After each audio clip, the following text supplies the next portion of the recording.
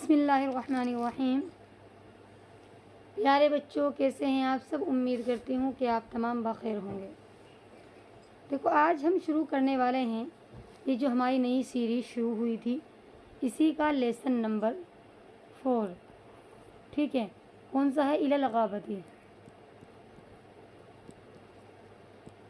الی الغابتی، جنگل کی طرف۔ یعنی جب یعقوب علیہ السلام نے بھائیوں کو اجازت دے دی کہ اپنے ساتھ، ٹھیک ہے، یہ انہوں نے عجیب عجیب باتیں بنائی کہ ہمارا چھوٹا بھائی ہے، ہمارا پیارا بھائی ہے، آپ ہمارے ساتھ انہیں جانے کی اجازت دے دیجئے۔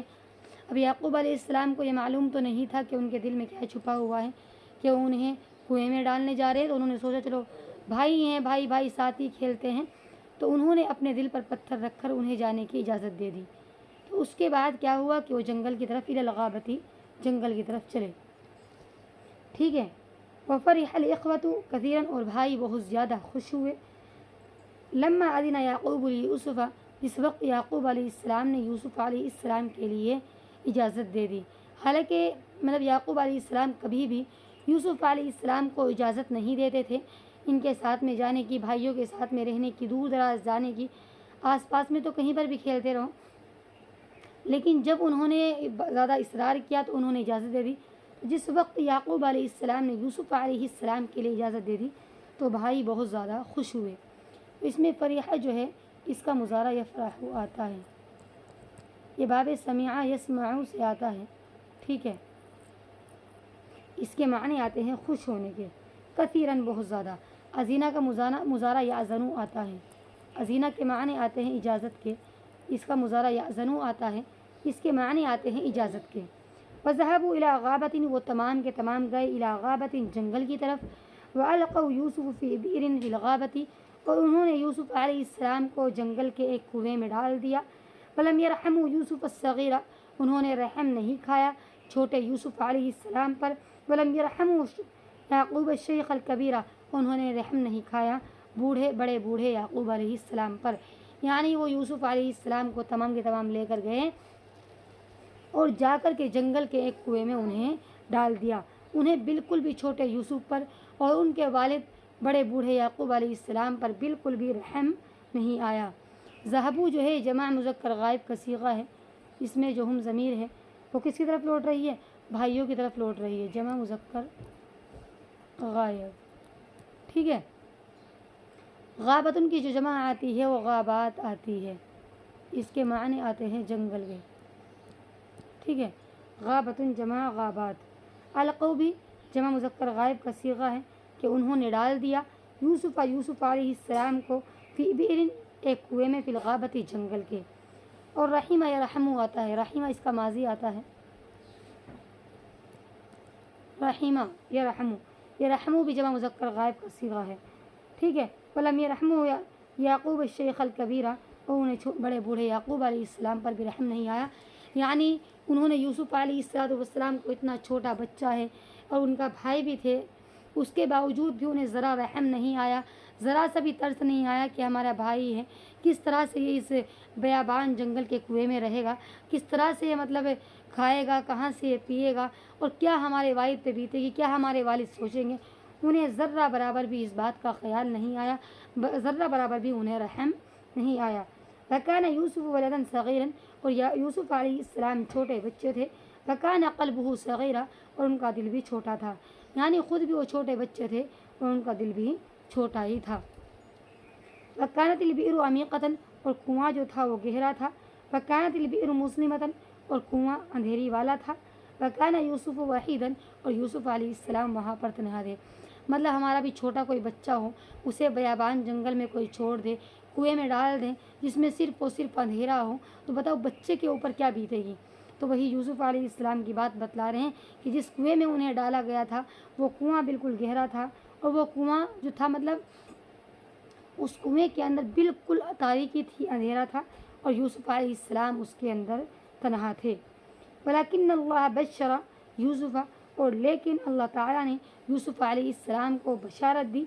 وقال له، اور ان سے کہا، لا تحزن، غم نہ کرو، ولا تخف، اور خوف نہ کرو۔ یعنی کہہ رہے لیکن اللہ نے یوسف علیہ السلام کو بشارت دی، اللہ تعالیٰ ان کے ساتھ تھے۔ اللہ نے کہا کہ تم ڈرو نہیں اور نہ ہی غم کرو بالکل بھی، ٹھیک ہے۔ بشرہ کا جو مضارع آتا ہے وہ یبشرو آتا ہے۔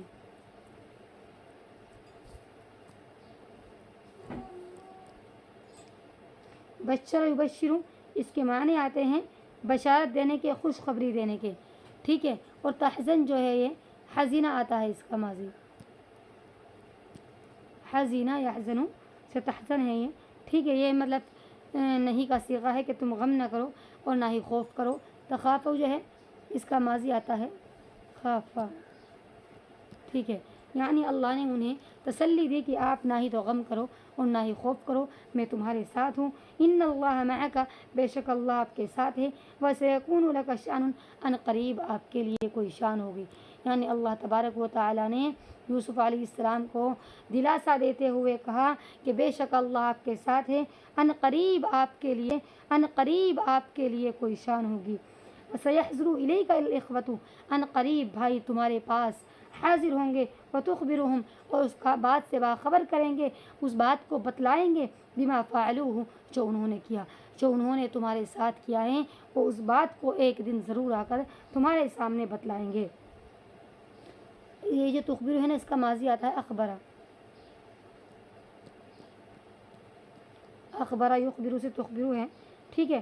ولما فرغوا من شأنہم، جب وہ اپنے کام سے فارغ ہو گئے، وَأَلْقَوْا یوسف، اور یوسف علیہ السلام کو کنویں میں ڈال دیا، اجتمعوا، تو وہ تمام اکٹھا ہوئے، وقالوا، اور ان تمام نے کہا، ماذا نقول لأبینا، ہم اپنے والد سے کیا کہیں گے۔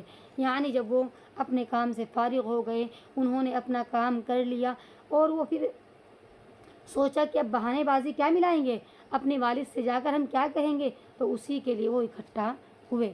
تو اس میں اجتماع جو ہے اس کا مضارع آتا ہے یجتمعوا،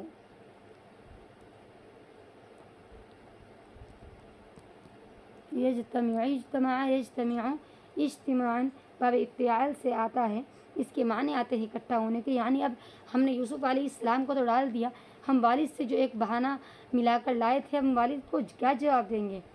قال بعضهم، ان میں سے بعض نے کہا، کان ابونا، ہمارے والد کہتے تھے، اخافو، کہ مجھے خوف ہے، ان یاکلہ الذئب، کہ اس کو بھیڑیا کھا جائے گا، فنقول، تو بس ہم یہی کہیں گے، صدقت، آپ نے سچ کہا تھا، یا ابینا، اے ہمارے والد، قد اکلہ الذئب، اس کو بھیڑیے نے کھا لیا ہے۔ یعنی جب اس وقت وہ انہیں لے کر جا رہے تھے یوسف علیہ السلام کو، تو والد صاحب یہی کہہ رہے تھے کہ اس کو بھیڑیا کھا جائے گا، تم اس سے غافل رہو گے۔ تو انہوں نے کہا کہ ہمارے والد نے یہی بات کہی تھی، اسی لیے ہم ان سے یہی کہیں گے کہ آپ نے سچ کہا تھا، تحقیق کہ اس کو بھیڑیے نے ہی کھا لیا ہے، ٹھیک ہے۔ اکلا یاکلو کا جو مضارع آتا ہے وہ اکلا آتا ہے ماضی، سوری، اکلا یاکلو، اس کے معنی کھانے کے آتے ہیں، ذئب، بھیڑیا، ٹھیک ہے۔ وافق الاخوۃ علی ذلک، تمام بھائی اس بات پر متفق ہو گئے، وقالوا، اور انہوں نے کہا، نعم، جی ہاں، نقول لہ، ہم ان سے یہی کہیں گے، یا ابانا، اے ہمارے والد، قد اکلہ الذئب، تحقیق کہ اس کو بھیڑیے نے کھا لیا ہے۔ تمام بھائی اسی بات پر متفق ہو گئے اور کہنے لگے، ٹھیک ہے، ہم ایسے ہی کہیں گے کہ آپ نے سچ کہا تھا، ٹھیک ہے، اس کو بھیڑیے نے کھا لیا ہے، ٹھیک ہے۔ وافقہ کا جو مضارع آتا ہے وہ یوافق آتا ہے، اس کے معنی آتے ہیں متفق ہونے کے، ٹھیک ہے۔ قال بعض الاخوانی، بعض نے کہا، ولکن ما آیت ذالک، لیکن اس کی نشانی کیا ہوگی۔ یعنی ہم یہ تو کہہ دیں گے کہ بھیڑیے نے کھا لیا ہے، لیکن اس کا کوئی پروف، کوئی ثبوت، کوئی نشانی بھی تو ہونی چاہیے۔ قالوا، تو انہوں نے کہا، آیت ذالک الدم، اس کی نشانی خون ہے۔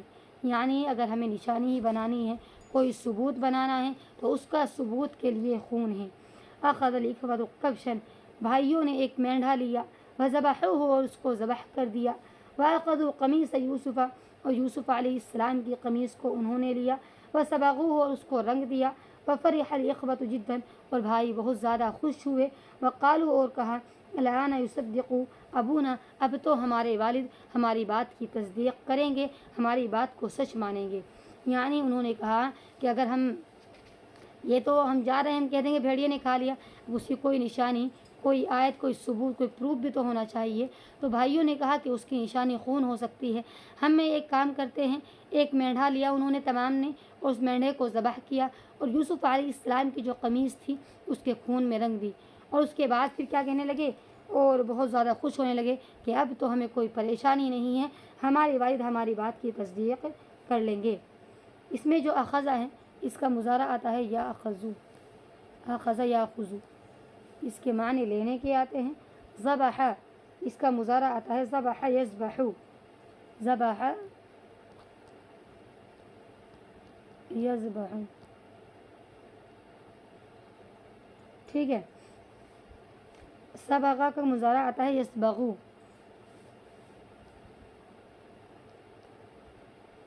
ٹھیک ہے۔ اور اس میں فرح کا مضارع آتا ہے یفرحو، ٹھیک ہے۔ اس کے معنی خوش ہونے کے آتے ہیں، یعنی بھائی بہت زیادہ خوش ہوئے کہ اب تو ہمارے والد ہماری بات کی تصدیق کر لیں گے۔ ان کا دل واقعی بہت زیادہ سخت تھا کہ انہوں نے ایک معصوم، کوئی غیر بھی ہو اس کو بھی انسان ڈالنے کا، اس طرح سے اندھیرے میں نہیں سوچ سکتا ہے کسی بچے کو، لیکن انہوں نے اپنے ہی بھائی کے ساتھ اتنا بڑا ظلم کیا۔ تو دیکھیے حسد اسی بات پر انسان کو، مطلب حسد یہاں تک انسان کو پہنچا دیتا ہے، ٹھیک ہے۔ اگر پورے سبق میں کوئی بھی مطلب کچھ سمجھ میں نہ آیا ہو، ورڈس میننگ میں یا کسی اور چیز میں، تو آپ مجھ سے کامنٹ باکس میں مجھے لکھ کر بھیجیں۔